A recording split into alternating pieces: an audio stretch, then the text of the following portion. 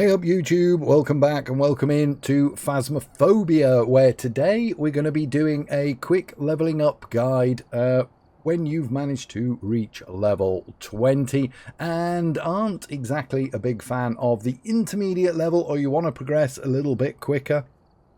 So today we're going to be showing you what items are available at level 20 and giving you the option for setting up a custom difficulty as well. It is pretty much the same as intermediate, although there are a little bits which give you that extra reward value.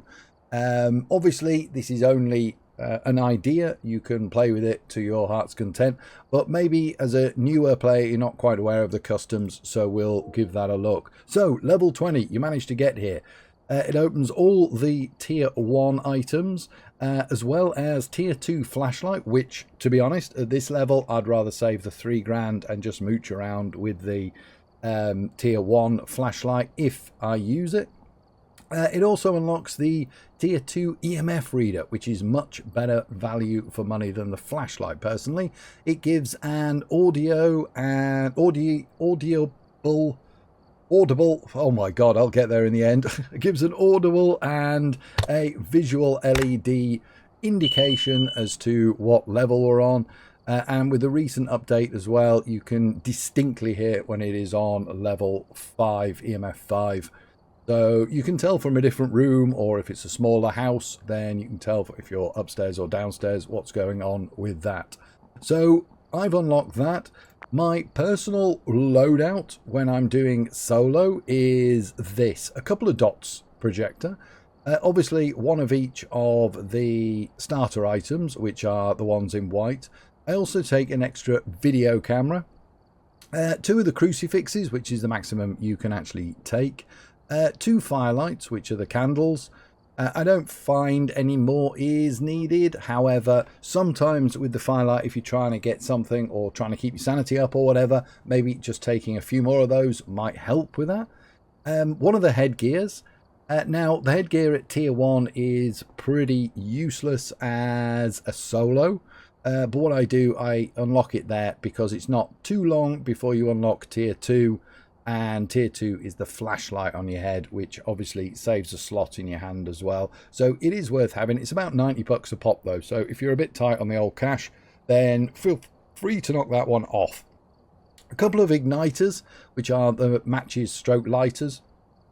I do take 2 because in some of the bigger darker maps you can end up losing one, and then you're a bit stuffed with your smudgies and your firelights and stuff, so it is worth taking a couple of those. 4 of the incense, which is the maximum, for obvious reasons. Motion sensors, I've got a couple of those just for the objectives and finding out if a ghost is walking through salt, etc. Parabolic mic, we only need the 1. Photo camera 2 for the same reason as the igniters. If you lose one, then it is it's better to have a backup in your van. Salt, 3 of those. Sanity medications, the maximum, which is 4. Sound sensor 1 and tripod 1. I do recommend the tripod. It does make it a lot more sturdy when you put the video camera on it than just leaving it on the floor or on a shelf. I tend to find the ghost does throw it around a little bit more. So on to the difficulty. Right, we're going to do a custom. You can set these up quite simply. I'm using custom 2 at the moment because my other ones are full. I can't switch them over because it resets this. I've got something saved as custom 2, which is my own leveling up one at 5.5 times when I've prestige. So it is, but this one is slightly easier. It is pretty similar to the intermediate difficulty, with just a couple of small changes which do make a bit of a difference. So starting sanity 100%, goes without saying really. When you've just started, you really do need every bit of sanity you can get. The sanity pill restoration, I've just taken that down from 35 to 30. It doesn't make a massive difference, but wherever you're comfortable with, then it does gain you a few extra points on the old rewards.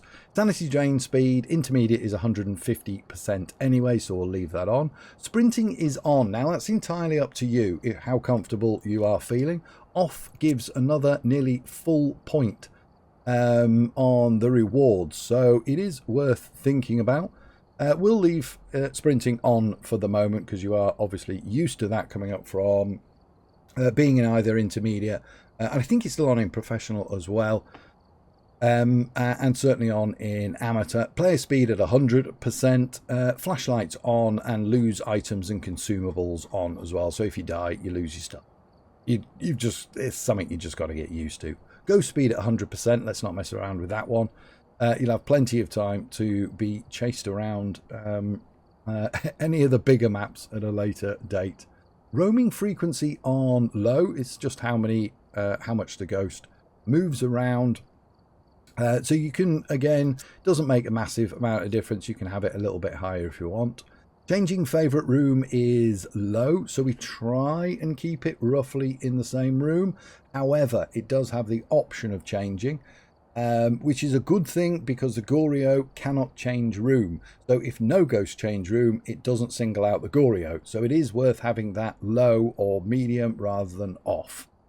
Activity level medium, that's super helpful when you are trying to do all your objectives.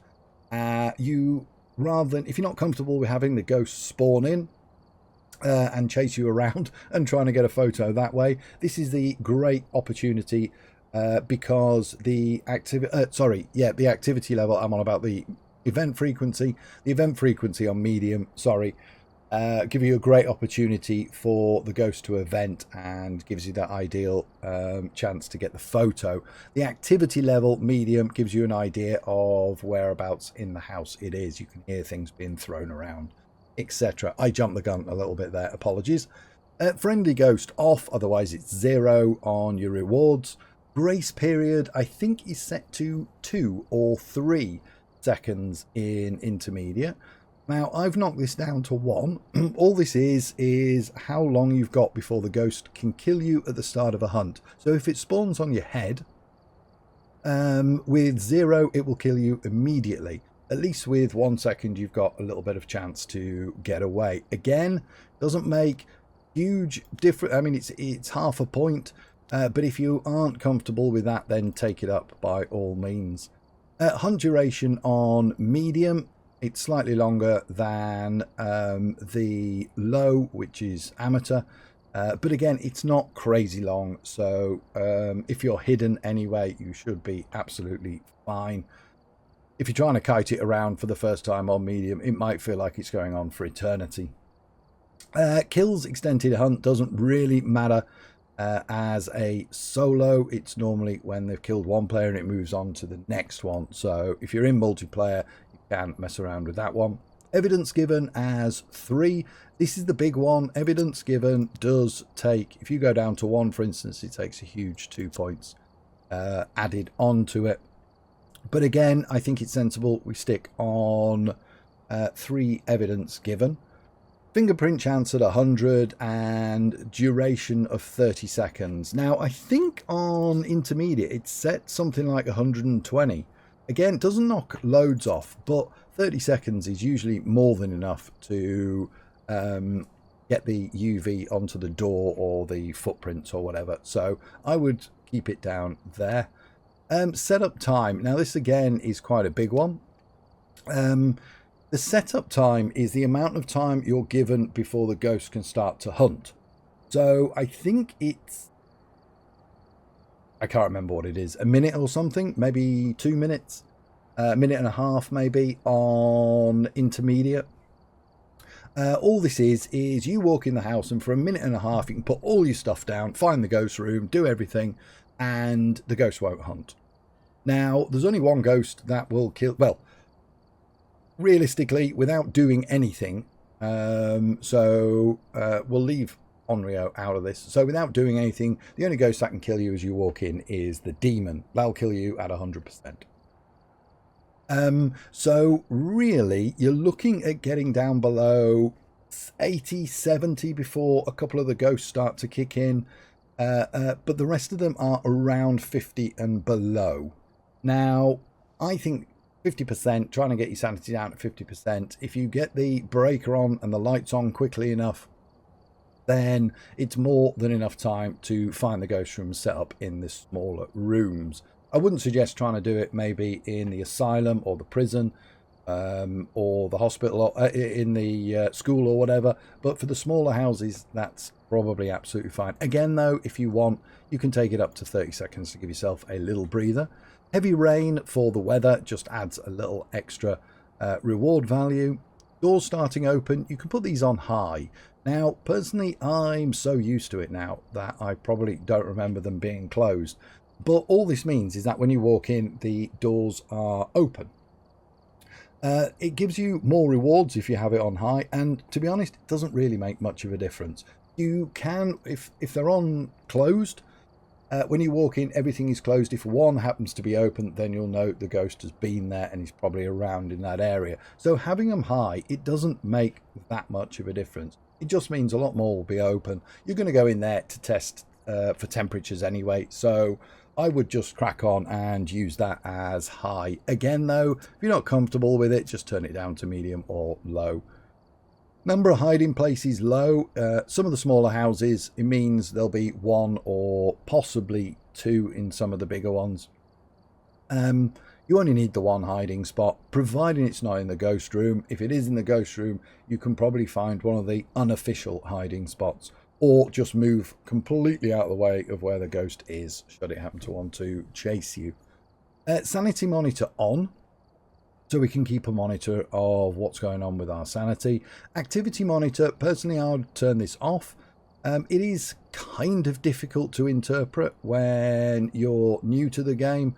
You can get a level 5 off it, but it is a bit hit and miss and it's only advisory. So for the extra bit of rewards, might as well keep that off. It looks a bit weird because it is smack.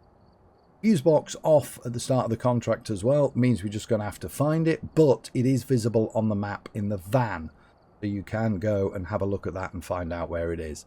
And we don't want any cursed possessions either, because they take your rewards value down as well. So that is my little setup for trying to level up a little bit quicker. So what we'll do, we'll go into Willow Street and we will go and do a run and see how we get on. If you do happen to like this video, please drop us a like, and if you haven't subscribed already, then feel free to do so. If you want to turn the notifications on as well, you can be bothered by yet another ping on your phone. I don't want that. What I'm going to do is pop it on there though. So what we'll do is we'll go in with a thermometer, crucifix and a camera. Now I take the thermometer for obvious reasons, so we can try and find the room quite quickly. The crucifix, so we can put that down as soon as we find the room, and the camera is twofold. If there's any event, we can snap a photo of the ghost, which incidentally isn't actually required unless it's on your objectives. I don't think it is today, so our objective list for today is have a member of your team witness a ghost event, hence the reason we got them on medium, gives more of a chance. Have a member of your team escape the ghost during a hunt and repel the ghost with incense while it's chasing someone. So these two, the bottom two, 2 and 3, are pretty much the same thing. So we want it to chase us and we've got to try and hide. Remember with this one, number 2, you have to be seen by the ghost for it to be classed as an escape, and you have to actually survive it. Because we've got the extra slot as well, I'm going to take a set of matches. So we're going to make our way in with the objectives and a perfect investigation, which is great addition for leveling up. So for the perfect investigation, what you have to do is get all of the objectives. You have to find the bone in the house. You have to get the photos, all 3-star. That's a full 10. You have to get the ghost correct, and of course importantly you have to get out alive. So I know this map we don't really need a torch, but thinking about it,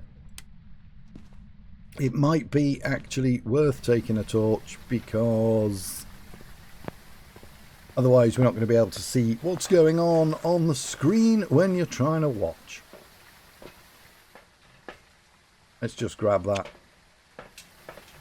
I'm so used to going into maps without any torch, or I've got the tier 2 head torch on at the time. Okay, so first thing we observe is stuff on the floor. A lot of stuff on the floor.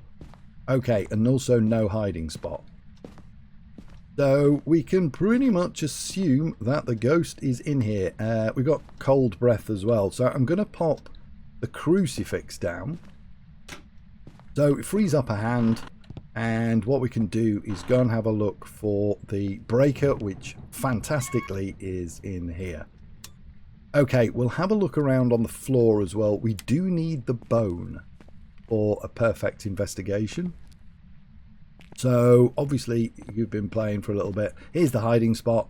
You can find that when you are looking around. We're getting hunted already. Let's get a photo of the ghost if we can. Make sure we haven't messed that up. 3-star photo of the ghost.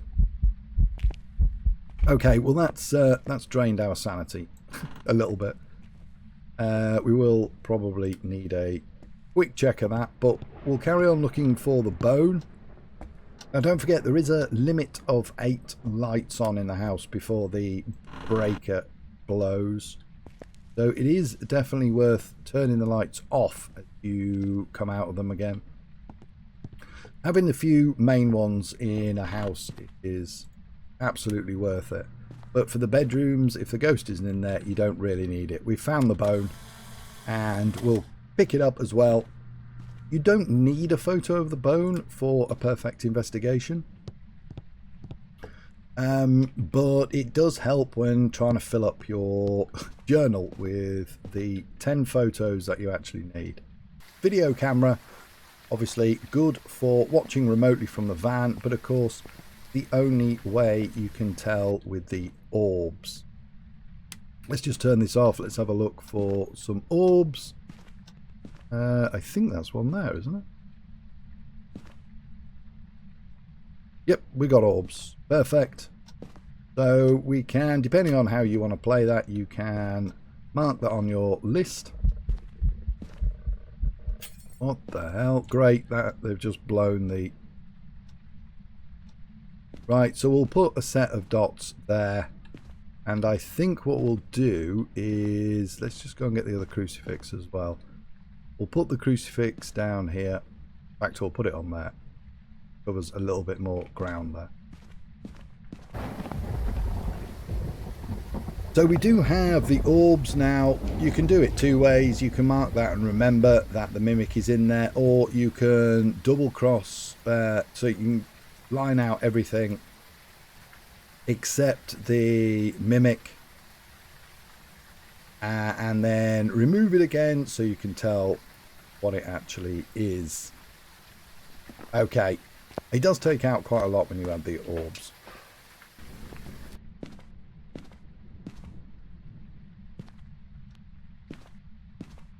We'll put that on there as well. And we'll put this on the floor here.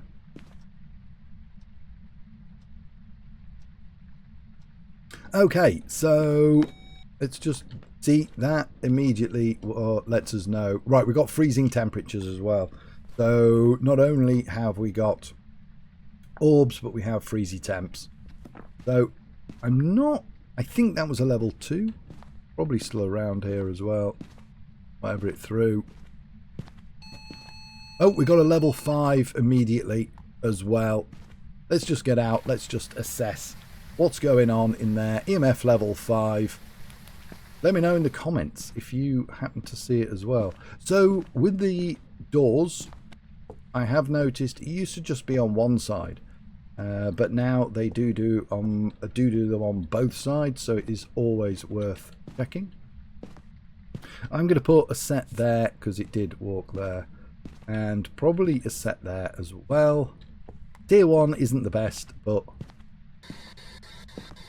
when you start getting to tier 2 it is much better. We'll have a look. We have UV, so I have absolutely no idea what that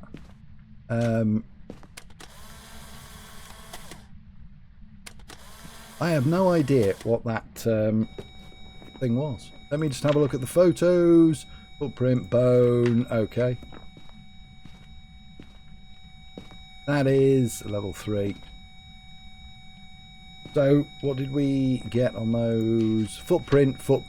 So we can take the salt comfortably as well now. We're going to wait until the ghost walks into that one. We don't need the book anymore. So let me just mark up with UV as well. It is a djinn. So a djinn can't turn the breaker off. So we are pretty safe with keeping the lights on. Of course, it did break this one as well. Typical. There is no small one in here, but we can wander around with the torch as well now. We don't need this because we know what it is. What we do need to do now is get... Where's the UV? Have I got it in my hand? I have. So we'll keep the UV there. We'll also keep the camera. Is that the camera? It is the camera. So we'll keep the camera on hand as well. There we go, straight in there. So we'll take a photo of that. Hopefully I won't have messed that up. I didn't.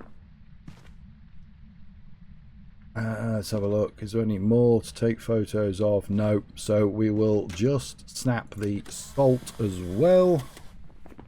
3 more photos to get.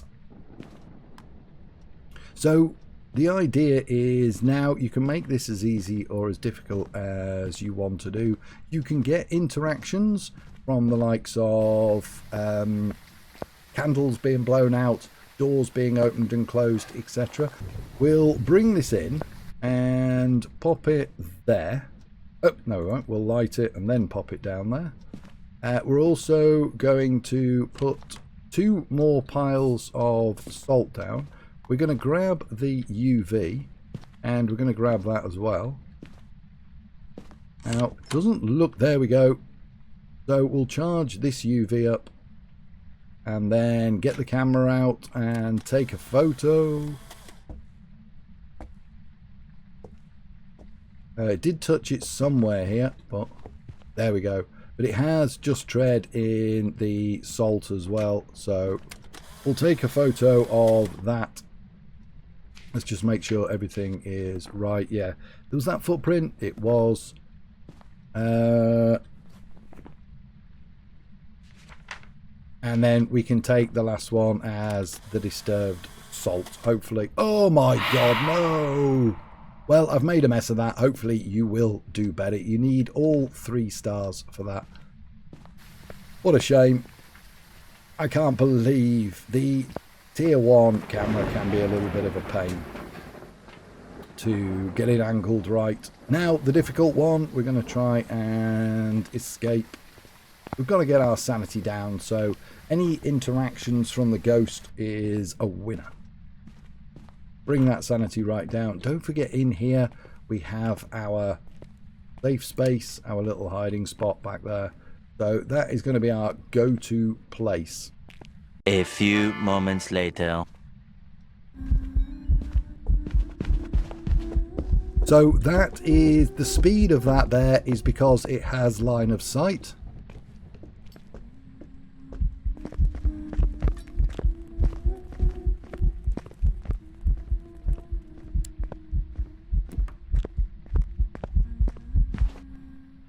And there you can hear it slow right down again because it lost sight of us whilst we were hidden. Now the idea is to get the hell out of it before the thing spawns again. Because we don't have any protection in here. And the front door, again, now is there. That should have completed our all the objectives. We'll pretend that I have a full bank of 3 stars. And we got the ghost as well. That would be a perfect investigation. That will get you the maximum amount of dollars. And then we are done. That is perfect investigation. And some good leveling up as well. And of course we always leave our hand. So there we go, it was the djinn. Then we reap the rewards. I've just leveled up as well. We reap the rewards of the objectives and we come out with a very nice 1323. 225 is your perfect investigation on a small map. So it is definitely worth getting another 3.4 times, 3.5 times. Another 45 quid is definitely not to be sniffed at. So you're looking at around 1,500. But of course, I didn't get the perfect, as we saw. So 1,300 full level up. We're only looking at 1,500 per level at the moment. So definitely worth thinking about that difficulty, custom difficulty, and trying to get the perfect investigation. Thank you very much for watching. If you have liked it, please drop us a like. And if you're not subscribed, I would very much appreciate if you could. Thank you for your time. If there's anything else, if you found this useful, just head down into the comments and let us know. Happy to read them, happy to comment back as well. Take it easy. Have a fantastic rest of your time zone. See you later. Goodbye.